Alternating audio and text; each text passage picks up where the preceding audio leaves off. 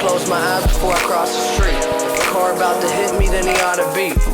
Watching Dawson's Creek till I fall asleep. It's harder than it seems, I'm underwater in my dreams. I'm in all this jigsaw puzzles not complete. What up, this your man CDot with episode 30. You know what we do on CDot Sports Talk. We talk about the sports news, so let's get into it. Alright, with Alex Rodriguez already been titled as a cheater, now he's also getting the tag of being a snitch. Now he's been allegedly accused of leaking the names of Ryan Braun, the 2011 MVP, and his also fellow teammate, Francisco Cervelli. And my whole information that I have gathered in just looking at it, I'm just amazed how low he has gotten. I mean, already cheating. I'm not a big fan of cheating in anything, especially in sports with baseball. With the whole steroid era, with players having these incredible stats and older players having true stats. I don't know, like baseball right now is cleaning itself up, which I really like, but there's just so much gray area in the game right now with players cheating, taking PDEs and stuff like that. I just don't agree with it. But what I really don't agree with is how Alex Rodriguez snitched on his other two co-workers, I should say, since they're all in the MLB.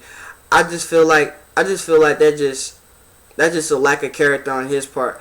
The truth was gonna come out anyway, but it was better if the truth came out from somebody else's mouth than somebody who was also doing wrong at the same time. But I'm just glad that the MLB has punished all three of these players and other players for taking PEDs and just keeping the game cleaner and just cleaning the whole game up. Just having baseball clean its name up, from players like Barry Bonds, Mark McGwire, Sammy Sosa, players of those caliber, other players during the steroid era. It's just baseball just having a big old cloud over just steroid use and all other stuff. But I'm just glad that the situation has been taken care of for some players. But I just don't know why Alex Rodriguez would snitch. That's just a lack of character on his part.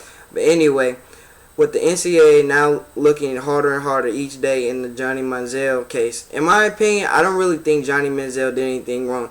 He just cashed out on his name that his mom and dad gave to him. I understand that the NCAA has rules against players profiting off their names and getting money from people and boosters they don't know, but think about it. The NCAA just got done shutting down websites that they ran where people could tell you could type in somebody's name like Jadeveon Clowney, and then his South Carolina jersey will come up, using that young man's name to make millions and millions of dollars. And then you're going to tell that young man that he can't make a couple $1,000s that the NCAA wouldn't even laugh at. You're making millions off this kid's name, but if he goes sign some helmets, it makes a couple $1,000s, then you're looking to take his football scholarship away and take his whole career away just because you don't get a couple $1,000s. I think the NCAA is double-sided. If they're not making any money off of it, then there's a problem. But if they're making money, nobody thinks twice about it. But I still understand why the NCAA is mad about it, because they have set strict guidelines that they don't want any players taking any money from people they don't know and boosters like that. Understand that.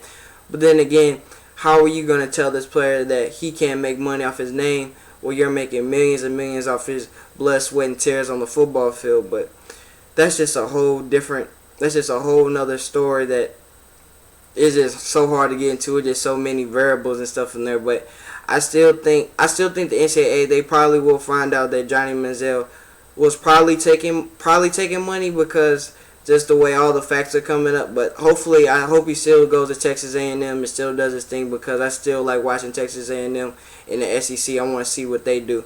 With the football season coming up around the corner in September with Heisman Watch, who I think is going to win the Heisman this year, which everybody's predicting, is Jadeveon Clowney. If you haven't seen his massive hit in the bowl game last year against Michigan, it was just nasty. But just besides that hit, he does a body of work coming in, the number one recruit when he came out of high school.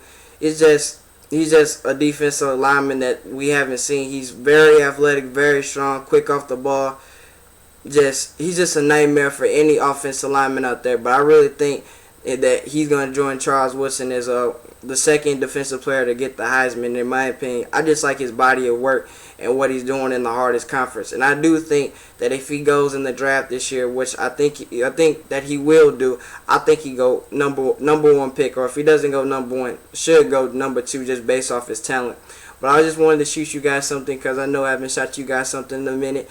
But I'll shoot you guys something else when something else interesting comes out or more news. But this your man CDot signing out.